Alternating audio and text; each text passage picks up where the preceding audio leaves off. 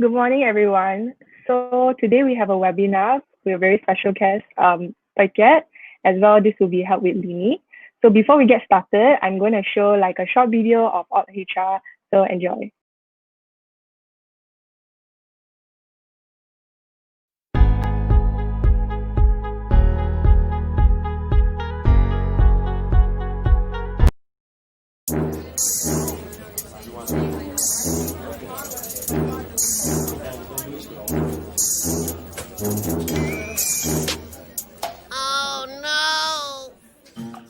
Does your company have these problems? Meet Alt HR, the super app for companies. Alt HR is not your typical HR solution. To start, we designed and tested this with more than 1,500 Digi employees. But it doesn't matter what your company size is, you can still use Alt HR. If you have existing HR policies, you can easily plug them into Alt HR. If not, let us help your company adopt the latest HR practices that we've tested with Digi's HR team. Say goodbye to stacks of papers and complex spreadsheets. Say goodbye to manual works and hours spent on administrative tasks. With Alt HR, you can easily carry out HR processes with our clean and simple user interface. Easy for your employees, painless for your HR. Perform HR operations such as leave management, expense claims to new hire onboarding. Keep your employees happy and manage their well-being with case management, checklists, and highlights. If that's not enough, we have more. Be it to adapt to the new normal or to enable your teams to be more agile, you can check out our attendance and time tracking module. With Alt HR, clock in and clock out by just using a smartphone to have an even simpler digital management of all attendance data. Punch cards no longer needed. In services, your employees can purchase vouchers, pay their utility bills, mobile reloads, and other essential services from inside Alt HR itself. Have you heard of an HR app that does this? Your employees deserve the best. Let us help you with that.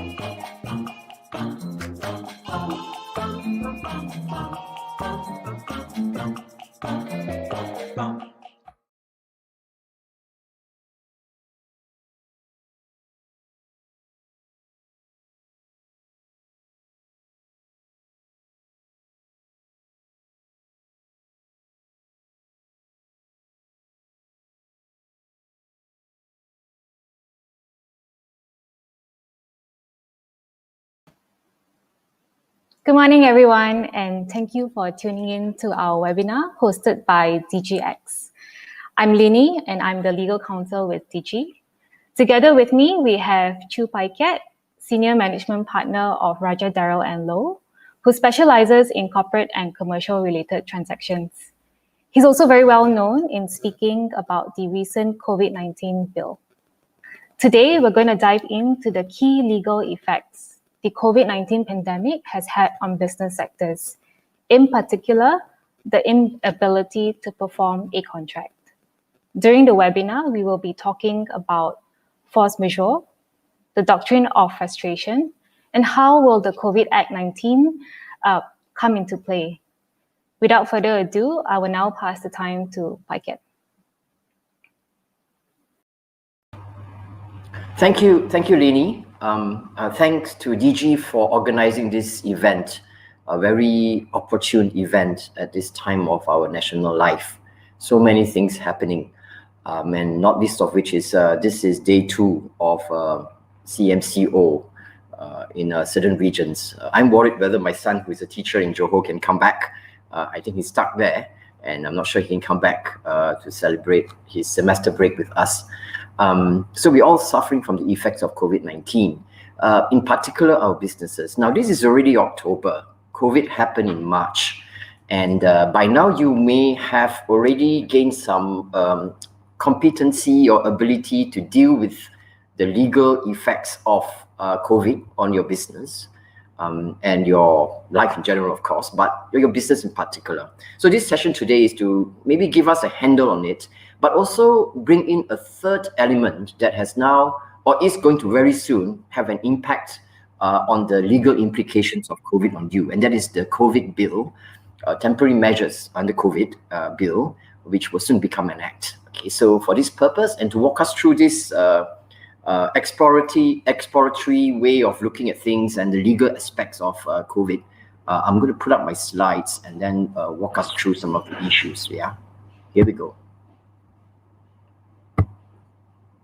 Okay, so if we ask ourselves, what does COVID do to us legally speaking, and in particular from the aspect of carrying on your business? And of course, we all want to be business as usual, but no way that has happened. And no way we are on BAU, business as usual. So the two main things that come into play, of course, from COVID-19 is the inability to perform your contractual obligations. So businesses, from a lawyer, from a legal perspective, what makes business happen, what makes trade and commerce happen is contracts.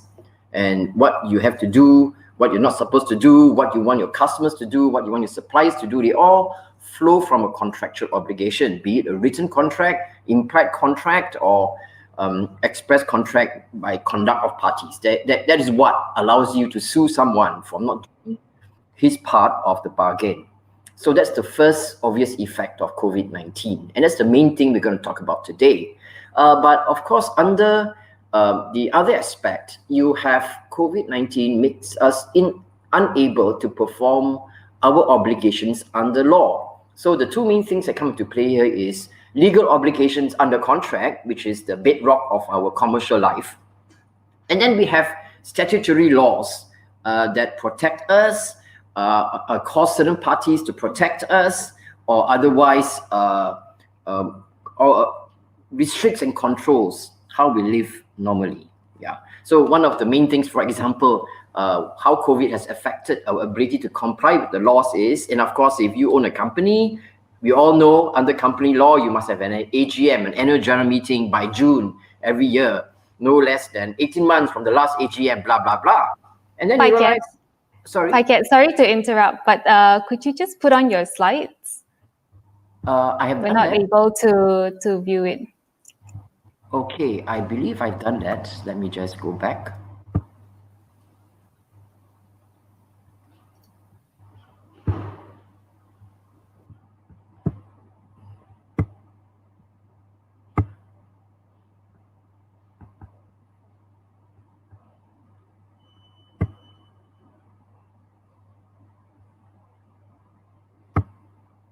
Okay, is it up now? Is it okay now, Linnie? Okay. Yeah. Can you hear me? Yeah. Okay. So I hope that's okay now, Linnie. Yeah. So I'm so sorry for that, people. So, I realized that I didn't share screen, and it's one step after all the rehearsals. I'm so sorry for that. So as I was saying, and I hope you caught my message anyway over my voice. Yeah. So we have this need to comply with our contractual obligations, and then we need to comply with the law. And I was talking about AGMs, right? Companies having to do AGMs, and of course you can't comply with the company law. And if you don't comply with the Companies Act, directors will be liable. But the government responded, SSM responded and said, we understand that this has happened. So what we'll do is we will postpone the need for AGM. And so now you're probably panicking, getting your audit done and making sure that you can have your AGM before the end of the year and approve the accounts and so on. So that's an example of where COVID-19 makes us unable to perform our statutory or legal obligations. And then we need some intervention from the government and to be, how should we say, to be considerate and reasonable in not imposing those legal obligations on us. So we will discuss some of this later under the Act, the new Act. So now, in the light of this, and in particular in relation to business contracts, how does COVID-19 affect us? And how do we deal with it? Well, there will be two perspectives that are in play already under the law. And the first one is, what does your contract say about that situation? Okay, and that's the first situation we're going to talk about now. The second situation would be if you don't have clauses in your contract that deal with the situation, contract law generally takes over. Okay, and they use the concept of, okay, so that's the second tool, the second legal tool that comes into play. First is the force majeure clause, and second is the doctrine or the principle of frustration of contracts in the light of a COVID-like situation. Now, with this new statute, which cleared the Senate on September 22nd, but is not yet in place, waiting for royal assent and coming to force, we have a third tool. We have a third tool that can be used to help us cope with the legal effects of COVID-19 on our business contracts. Okay, so these are the three tools that we need to discuss. The first two are already at play since March 18. They are already at play. So we are trying to get the framework here, and then we move along. So let's start with this clause in your contract, which deals with the COVID type situation. Okay, and of course, lawyers love Latin, and we use the term force majeure. Force majeure it just means very strong force. Okay, majeure means major, strong. So very strong force. So it literally means a strong force that has disrupted the performance of the contract, causing disabilities on the parties, a force majeure clause. Now, this clause in your contracts, whichever kind of contracts, be it a tenancy contract, be it a services contract, be it a supply contract, it's probably there if it's a tried and tested form of contract, because most companies, most lawyers would remember that these are certain set of boilerplate clauses that should always be there. No one expects earthquakes to happen in Malaysia. No one expects tsunamis in Malaysia or even riots in Malaysia. But floods, yes. So this becomes a very important event for, say, insurance contracts. Yeah. And you probably will have the term epidemic. Okay, so if you flip through your contract, and usually it's in the boilerplate, so boilerplate clauses normally end up in the end part of the contract under the standard terms, together with confidentiality and what to do, where are you going to fight the case, etc. But you must look for it. Okay, you must look for it, and you probably have been looking for it since March, when you had to cope with your situation. So if you find a force majeure clause, it will look something like this. It will probably say something like, in the event any of the parties are unable to perform their obligations due to causes beyond their control, such as, then the list comes out. Okay, that's a typical force majeure clause. Now, in the clauses that I've seen, in the many contracts that I've read, you never see the word pandemic, okay? Because probably it's well, we all know the meaning of pandemic, at least as defined by WHO, is an epidemic that has gone worldwide. An epidemic that has gone worldwide. That's the meaning of pandemic. But contracts are read within the territory, the jurisdiction where the contract is being performed. So the word epidemic is what is a local outbreak of a disease, right? A contagious disease. So you would be having that word possibly in that clause of force majeure clause of yours, right? Epidemic. So it would apply. Okay. But what happens if the word epidemic is not in the list of events that are covered in your force majeure clause? Usually not to worry, because the clause will normally say any events beyond the reasonable or beyond the control or reasonable control of the parties, including but not limited to, then the list comes out. Okay, hopefully that is there, right? So that is a catch-all, and those events listed are merely examples of that.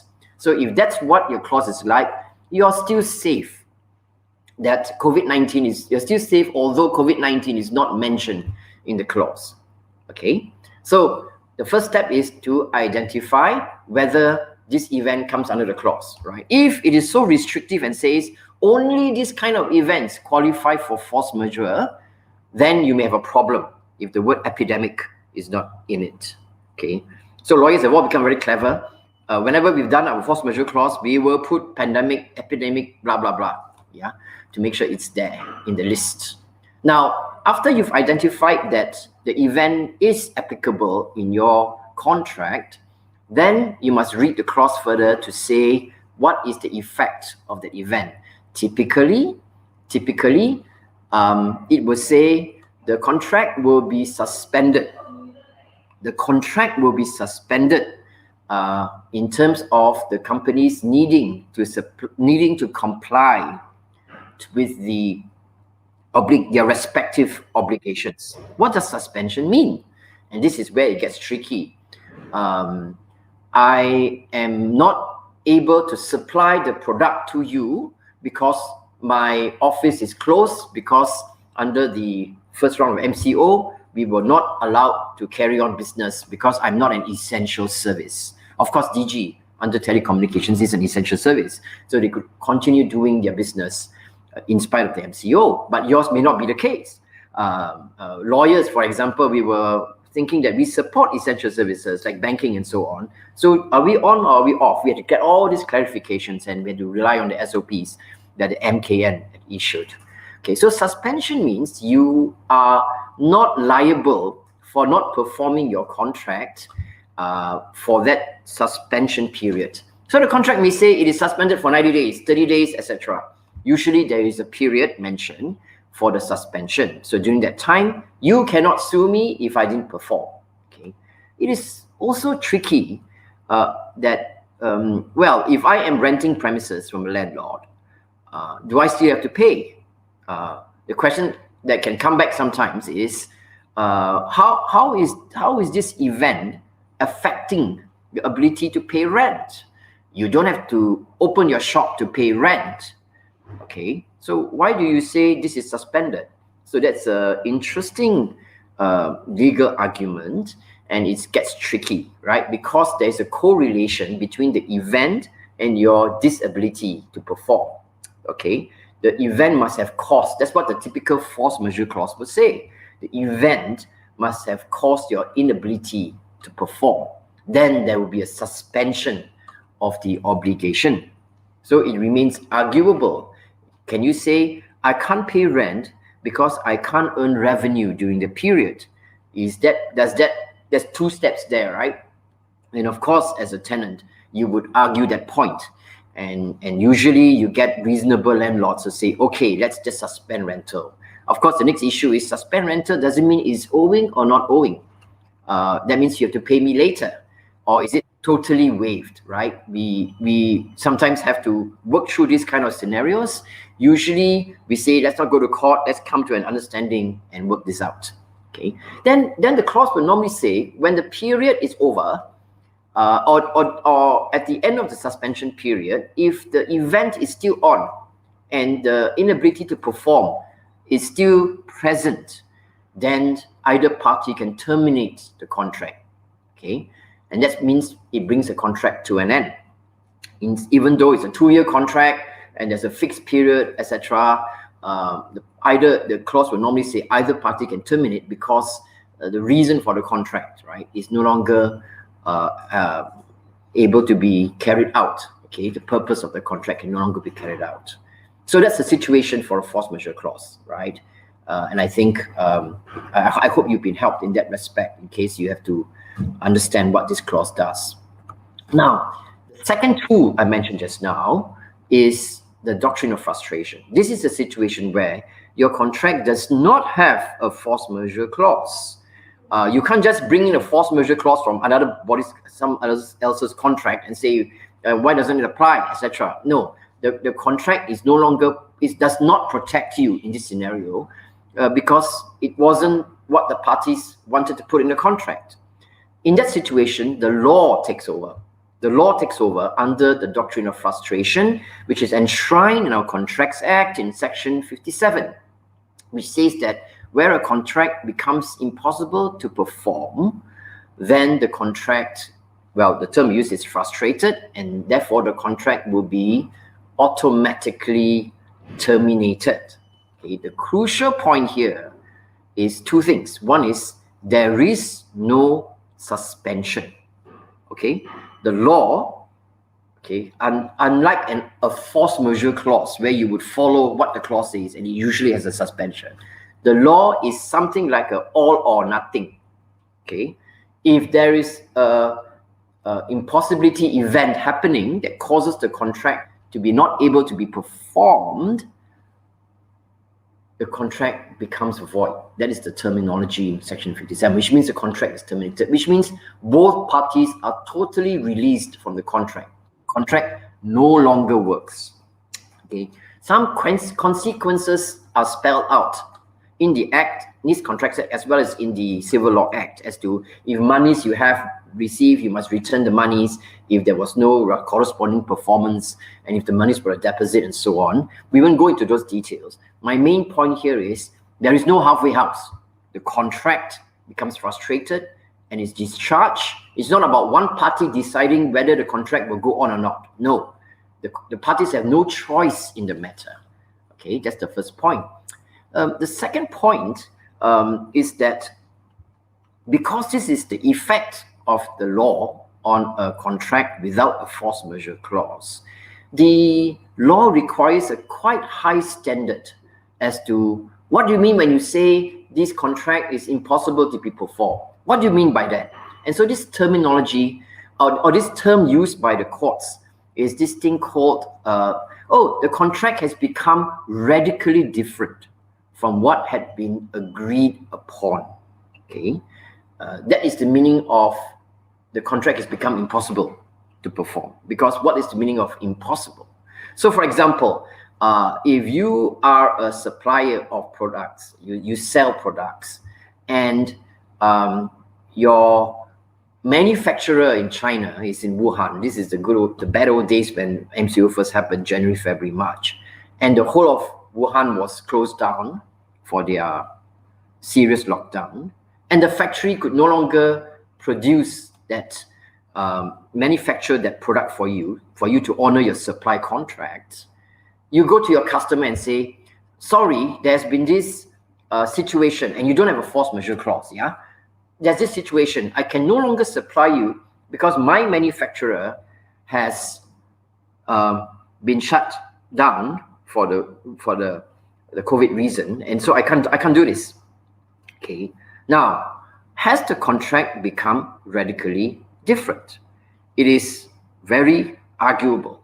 Okay, your customer may say, listen, you agreed to sell me these products at this price by this time, to deliver by this time. We didn't agree where you get your products from.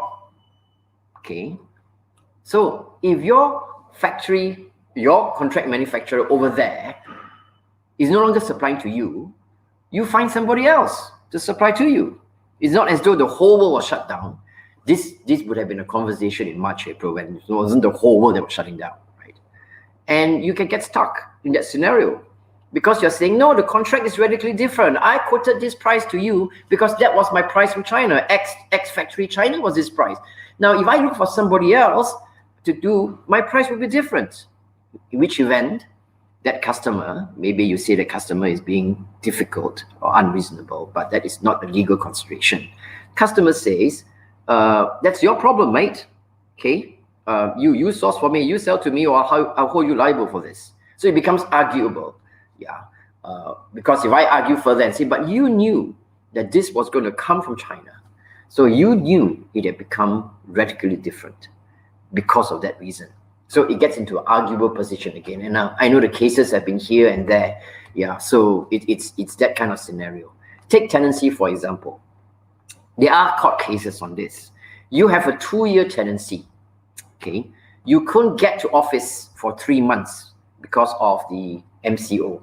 After, when you went to CMCO, you could get to office, but you were out of office for 3 months. So during the 3 months, which happened, okay, you say, look, this tenancy agreement, and you don't have a force majeure clause, right? Remember, the first point always is to look for the force majeure clause. There is none. So you're now stuck with this doctrine of frustration. So you say, listen, I want to end this contract because you also have in mind you, you're the tenant here. you still have in mind, I mean, the MCO is one thing, okay? The pandemic is one thing. The recession from the pandemic is another, right? Will I be able to afford the rent for the rest of my 2-year contract? Okay, even if the landlord says, okay, I'll waive rental for these 3 months, okay, even though you may not have a right to do that. Yeah, but can I survive the balance period of the tenancy? That could be at the back of your mind, right? Then you say, hey, listen, this contract cannot be performed because I can't go to my rented premises and landlord is not able to deliver to me possession during these 3 months, right? Because he has an obligation to let me occupy the premises. And we can't do it because of MCO restrictions, the lockdown. Okay, now cases are clear that radically different, okay, or impossible to perform, it must be substantial. Okay, where it's quantitative, it must be substantially, quantitatively, okay, impossible. If you go by quantitative period of time, the courts will actually say, what is a 3-month inability compared to a 24 months rental period? So in that scenario, it is very hard, if you're just relying on the frustration doctrine, it's very hard to say this contract is frustrated because the lockdown is 3 months when your tenancy is 24 months. Situation could be different if it's a 6 months tenancy, if you get what I mean, yeah. Whereas in the force majeure clause, you'll probably say there will be no such quantitative restrictions. You say it's suspended for the period. And if it goes on beyond a certain time, we can terminate, you see. But here, the doctrine of frustration is not allowing you to terminate. Okay, so I have gone through these 2 tools. I know it's very fast, and I hope it at least gives you some pointers as to where to explore further in the light of your contractual obligations. I will now move into the 3rd tool I mentioned about, which is what has this act to come, the act that's going to come very soon.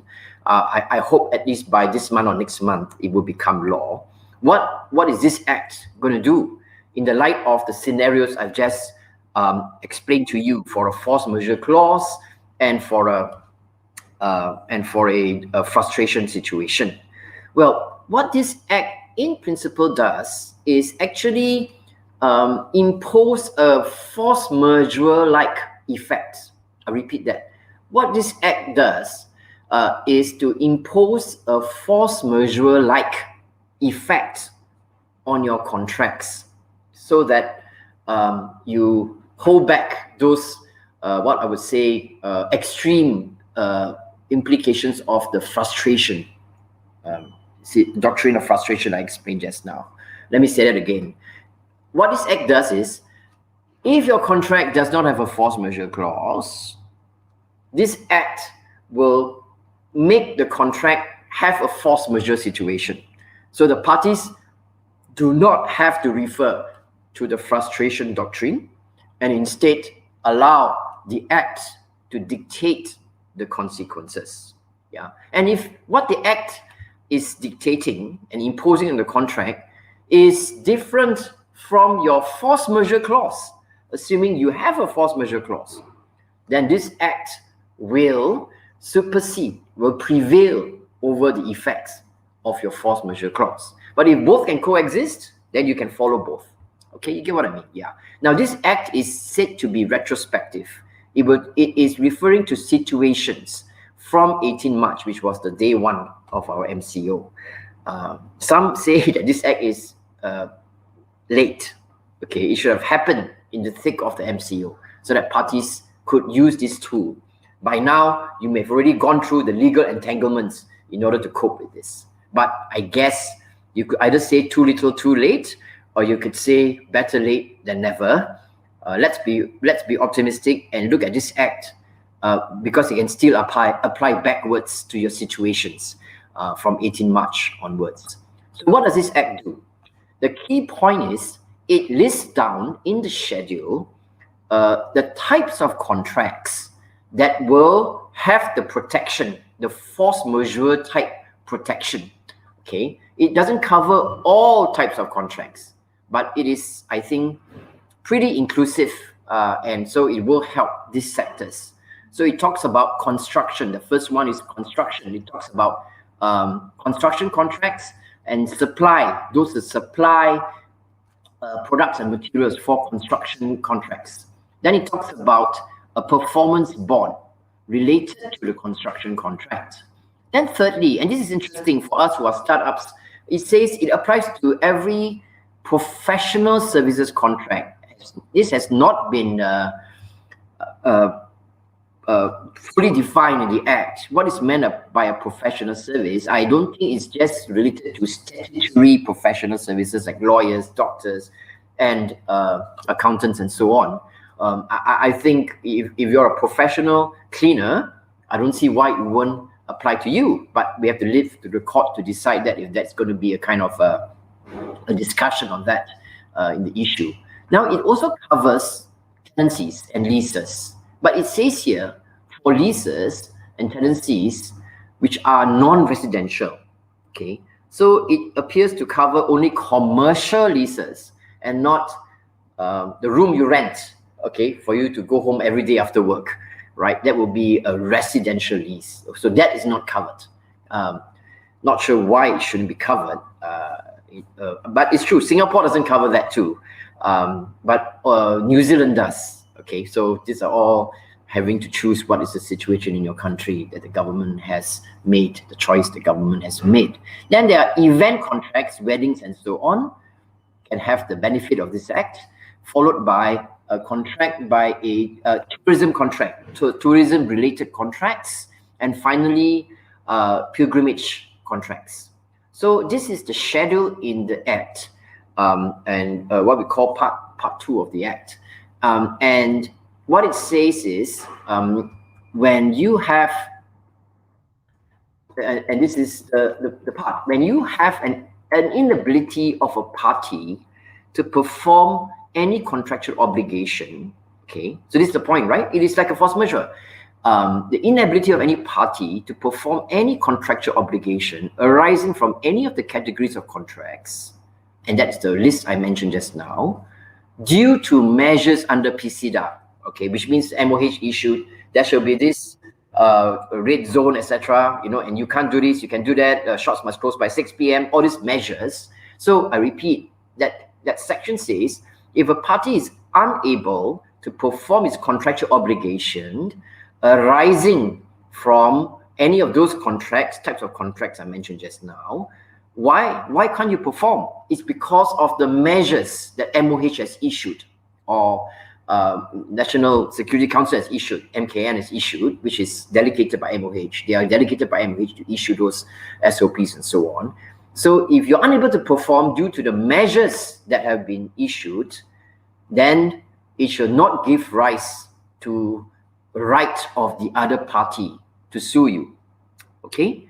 So your inability, which means you breach contract actually, right? You breach contract, yeah? So when you breach contract, but the reason for that is because you have to comply with the measures under PCDA, the Prevention of Control on Infectious Diseases Act, then the other party cannot exercise its rights, okay? So that is the classic situation. And what it then goes on to say is that you will have the ability to raise that defense, of course, right? When you say, I'm using the COVID Act, I could not perform the contract here, be it pay rent, right? Because I had no revenue. You try to use that argument.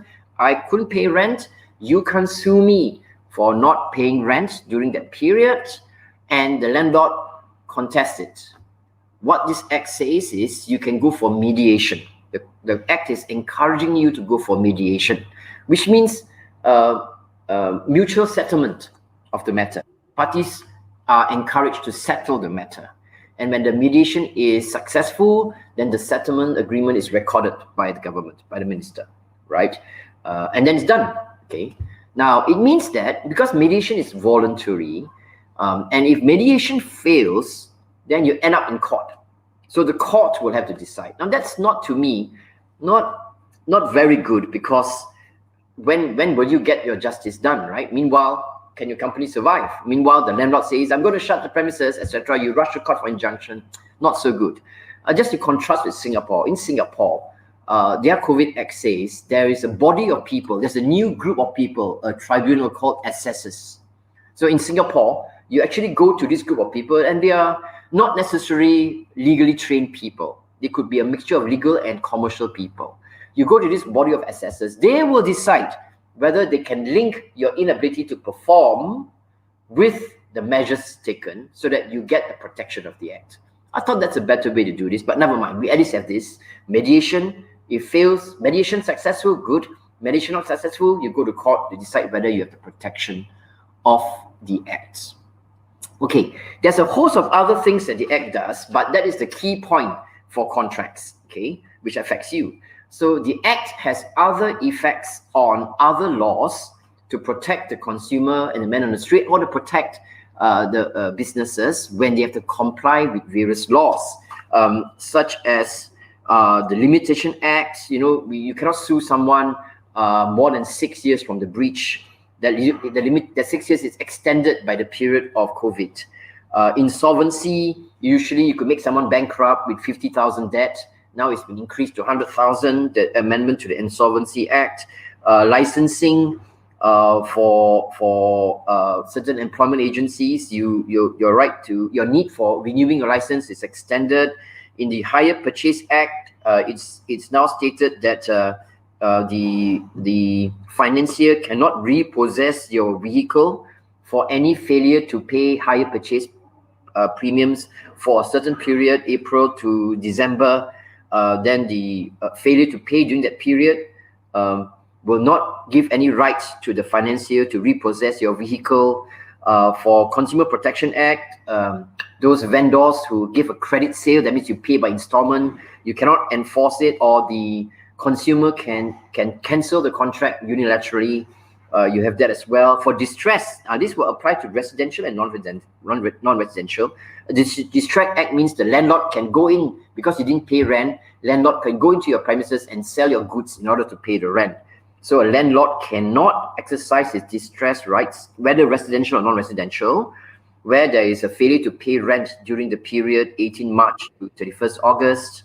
Under the Housing Developers Act, if the housing developer was meant to deliver possession to you during the COVID period, they get that extended as well. Or if you are unable to pay your progress payments for the house you're buying, and the failure to pay is during the COVID period, the housing developer cannot impose late payment charges on you. That is what the Act has done to protect consumers in that regard.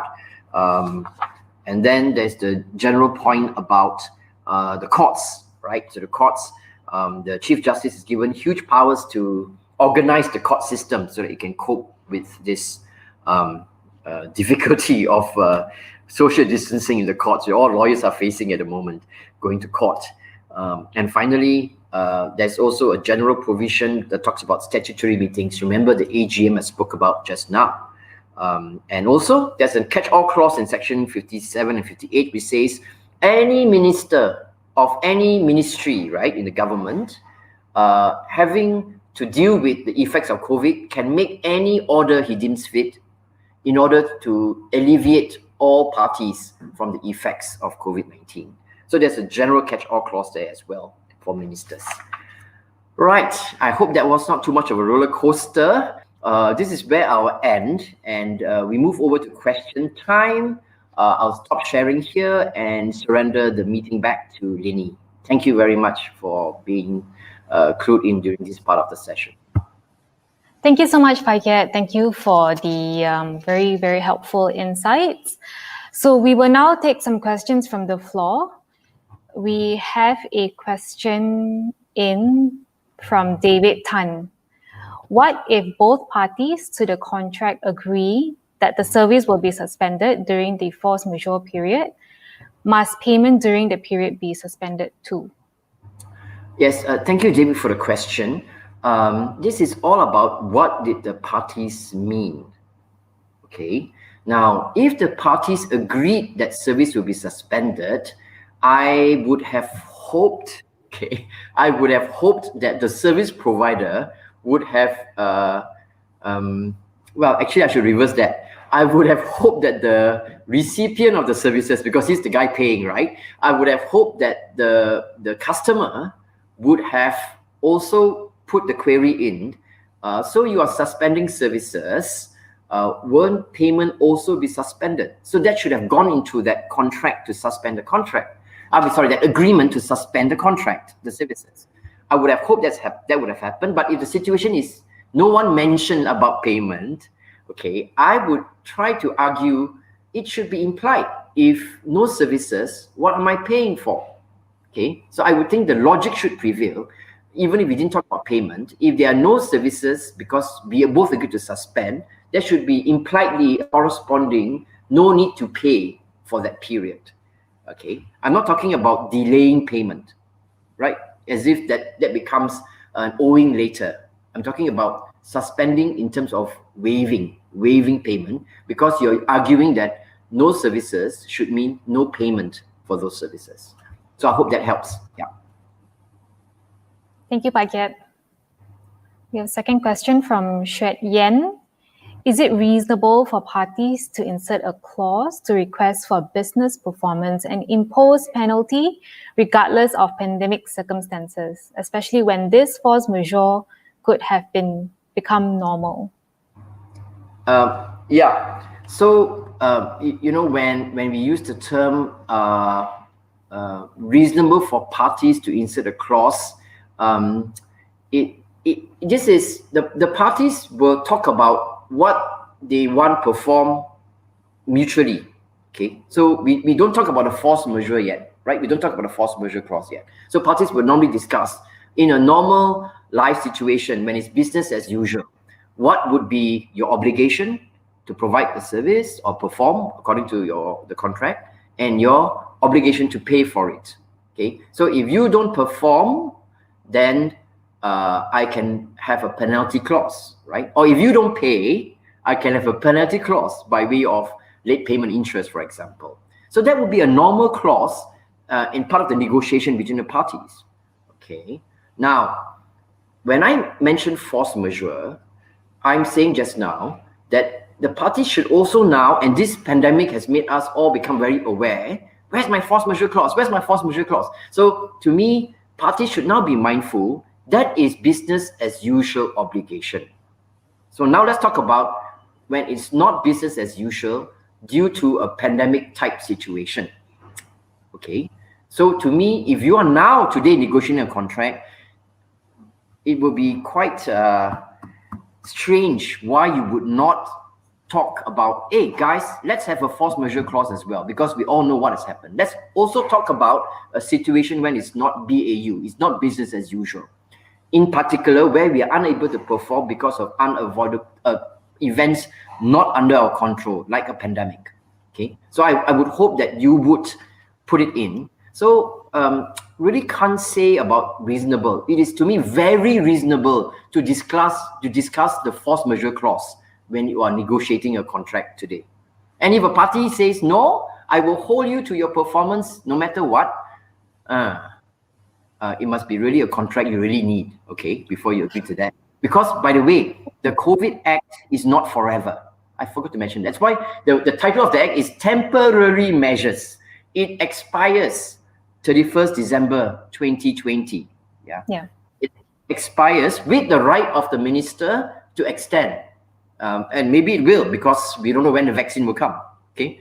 And we pray there won't be a fourth wave and so on, but no one can guarantee that won't happen. So it may be extended, but because this COVID Act, even when you don't have a force majeure clause, remember I mentioned just now, this COVID Act will protect you by statutorily imposing a force majeure effect, but it will end in December. So you really have to make sure your contracts have this kind of force majeure clause now, as far as you can do it. Thank you. Thank you, Phye Keat. We will move on to the next question. Is there such a similar law as well in other countries?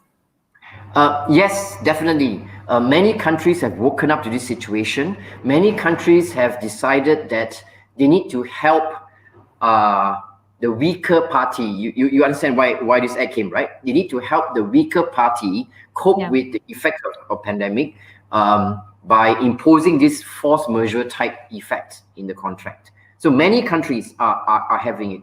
And we know when our government was looking at this, they had so many examples to draw from. So when I read the act as drafted, I could see elements from New Zealand, elements from UK, elements from Singapore, and they were all helpful because we are learning from someone else's experience.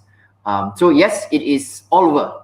It is all over. And where it is not a law by itself, governments are issuing their own directives, because not every, shall I say, not every country has a parliament type scenario where we go to the parliament, they make the law and it pass down. Yeah. Sure. So Yeah. yes. Okay, thank you so much, Keat.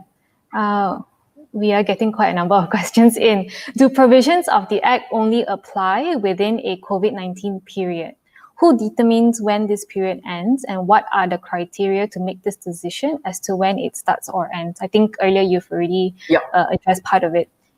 Yep. So it ends in December, 31st December 2020. Okay, that part 2. But with the power of the minister to extend as many times as he deems fit. But the law says he must make the decision before 31st December 2020. So we cannot be late anymore, okay? We were late on this act. The minister must remember, and this will be law minister, the law minister. He must address his mind to it and make a decision to extend the act beyond 31st December 2020. Otherwise, Parliament have to come into play again. And we all know, we're not sure what is Parliament today, right? Yeah, okay. Or who is in Parliament today, right? Yeah. That's right. Yes. Okay, thank you so much, Jofan, for that question. We have a question from Places Media. What if the force majeure clause in my contract does not include the pandemic or epidemic events? Right. Okay, I'm hoping that your clause, even if it doesn't list down pandemic or epidemic as an event, you had that catch-all phrase I said just now. So the clause will say, if either party is unable to perform the contract due to a reason beyond their reasonable control, okay, including but not limited to A, B, C, D, E, and epidemic is not in A, B, C, D, E, you can still use the phrase because it says any event beyond the control or reasonable control of that party, including but not limited to. So the examples are just, the list is just examples, okay? Then you can still fight for it because obviously lockdowns, okay, and measures under PCDA is something beyond your control, okay? But if you don't have that, remember I said there could be a more narrow type FM clause, force majeure clause, which says only these events qualify for force majeure, then I'm afraid you're on to frustration scenario, right? The all or nothing, the scary scenario, the all or nothing. Either you show you totally cannot perform for a long period, and if you can't do that, then the other party can hold you to the obligations. Yeah, subject to COVID Act coming to rescue you. You get my point, right? The 3 tools. Yeah. Subject to COVID Act coming to rescue you. Yeah. So answer is your force majeure clause may or may not apply. Okay, it's whether a narrow or a broad, any event outside your control, including but not limited to, then you're still safe. Keat, I just have a question on what you've just said. Right. What if a party wants to rely the pandemic under acts of God? What's your view on that?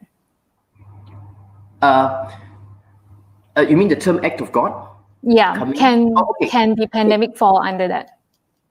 Yes. So what happened is, this is actually a legal terminology. So force majeure means a powerful force, but that's the literal meaning, right? And it's normally defined as acts outside your control. Then we talk about your religious persuasion or your theological worldview. So if you say all acts come from God because he's in control, and we use the doctrine of sovereignty of God, right? Then force majeure is the same as act of God.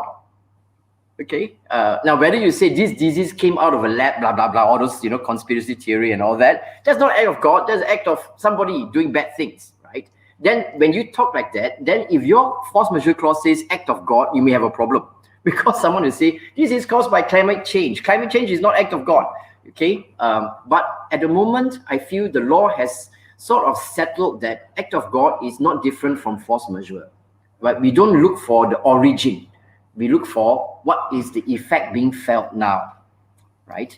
Yeah. So some people would use the word force majeure and act of God interchangeably, and I would say the same principles would apply just now, right? That a pandemic, I think no one could successfully argue in court a pandemic is not something that you are out of your control. Of course, it's out of my control. Yeah. Whether it's out of control because God willed it, I don't think the court will go into that discussion. Yeah. Thank you, Phye. We have a question from YS Lim. Is it possible for employees to suspend payment of employee salary during FM, force majeure? Okay, thank you. So when you discuss this with your labor lawyer, your industrial court lawyer, or we actually discuss this with the HR Ministry of the government, you would Kementerian Sumber Tenaga, right? Yeah, Manusia. So when you discuss with them, they have put out certain positions on this. Okay, and the usual explanation is you need the consent of the employee to suspend salary or to even cut salary. Okay, so now we come to this scenario. Why doesn't a doctrine of frustration apply to an employment contract? It does. Okay, what if your force majeure? What if your employment contract have a force majeure clause? Why can't it be used? Okay, so my answer is yes. If you have a force majeure clause in your employment contract, there is no reason why you cannot use it, okay, to suspend payment if you can link your inability to pay salary to the force majeure event, the principles I mentioned just now. If you don't have a force majeure clause, you apply the doctrine of frustration, but it has limited effect because remember I said it is all or nothing. It's either contract is terminated or it goes on. It goes on the way it is, not modified to cope with the force majeure. That's the frustration issue.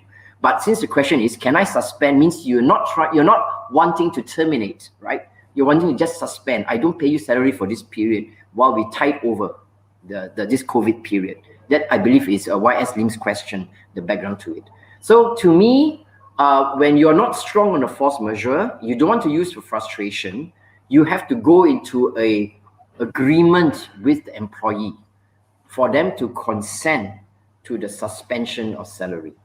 Okay, and if he signs that consent letter to suspend, you solved your problem. Okay, if he doesn't sign that consent to suspension of salary, and you decide to unilaterally, that's the point here, right? You decide to unilaterally suspend the salary, he can do two things. He can sue you for not paying salary because he challenges your force majeure. Well, employees may do that, but usually they don't have to because they will use the Employment Act to go to the employment department, okay, and lodge a complaint, in which case you will have a letter coming from the HR ministry, right, the enforcement division saying, why aren't you paying this person's salary? Then you have to face that scenario and deal with that statutory investigation and seek to explain what's going on, okay, what's going on in your company, justify why you had to do this. And then the decision will be made by the HR ministry in that respect. So is it possible? Yes, it's possible. Best case is mutually agree to the suspension. If you can't and you still need to suspend, then you have to talk about taking the risk of a pushback from the employee. If you cannot even cope with that, then there's the third option of retrenchment. Okay, so the law allows a retrenchment scenario, but you have to follow the rules of retrenchment under labor law for such situations, right? In order for your retrenchment not to result in another action by the employee for, say, non-payment of retrenchment benefits and so on. Okay, so sorry, there's a bit of various scenarios that could happen in the light of this issue. Yeah. Is that okay, Lin? Yeah, YS? Yeah, that's fine. YS, I hope that's helpful for you. We'll move on to Shwetyen's question. During this period, many businesses ask for delay or waiver of payment from legal, I'm not too sure what that word is. Can you advise how SMEs business owners should record and manage this? Yeah. So I think what happens is you have to read the contract. That's the first strategy. Read the contract. If you are in a good position under the contract to allege or to raise the force majeure clause, follow it and make the request. Right. So you have a force majeure clause, your notice will go out to your counterparty, right, to say this clause says this is what happens to the contract during this force majeure event. We would like to therefore inform you that we are unable to fulfill our payment obligation. In that nature, it's very good if at that time, if you fall under the COVID Act and the COVID Act is in force, you add that together, yeah? You add that together with this point. And if you don't have a force majeure clause, you use the COVID Act and hopefully you're under the list of contracts I mentioned just now. Say, for example, you do provide professional services. So you're saying, due to the COVID Act, we are exercising our rights thereunder, and we hope that you can agree with us that there will be a delay or waiver of payment. Now, you must decide, there's a difference, right? And I think Shwetyen knew the difference by saying delay or waiver. Okay, so it's one thing to tell the landlord, can you please waive rental for 6 months? That means never claim from me, right? Delay means, can you please let me pay my rent later? Okay, yeah. Delay payment without interest. Of course, you ask that as well. The third option, of course, Shwetyen, is to say, can you please give me a 50% discount, a 50% discount on my rent? Okay, yeah. So like something like, can you waive rental for this period? That means the full MCO. Can you give me discounted rental for this period, the CMCO, where I could only partially operate my business? And then can you delay rental for the rest of the year? Because even when the COVID is over, the recession effects will begin. Okay, so that is a completely good proposal for the landlord to consider. And you can of course say this is on the back of the COVID Act, right?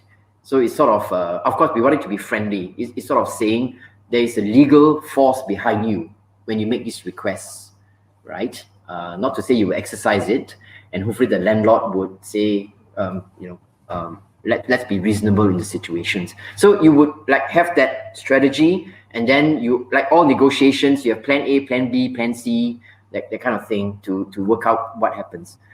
So you should get a standard letter out, draft it well, and modify it for the various parties that you have to pay to, right? Your paymasters, who is it you have to pay, and then take each one. It's like, to me, it's like negotiating a contract.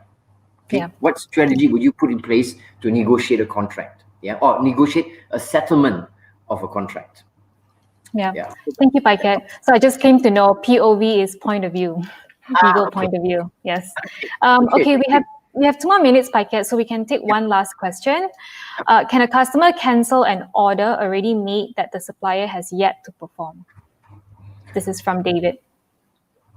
Yes. So the norm, I would assume the contract is saying, well, I would assume when it's business as usual, the contract is non-cancelable. Okay, because if the contract was cancelable in your business as usual situation, of course they can cancel a contract, right? If your contract already says the customer can cancel the order if delivery not yet given, okay, or within 60 days, there's a cooling off period and so on. So we're obviously not talking about that. Okay, we must be talking about a situation where the customer has no right to cancel the order, and the supplier has done things to start preparing himself to fulfill the order. And then COVID comes in. So now the customer says, there's no point me getting this because I can't sell to my customers, because I can't open my shop. Assuming that's a scenario. He's buying from you to resell, assuming that's a scenario. Or he doesn't want it anymore because he can't use it because of the COVID. okay, then he is trying to bring in either the force, he has to try to bring in either the force majeure or the frustration or the COVID Act scenario to back up his right to cancel the order.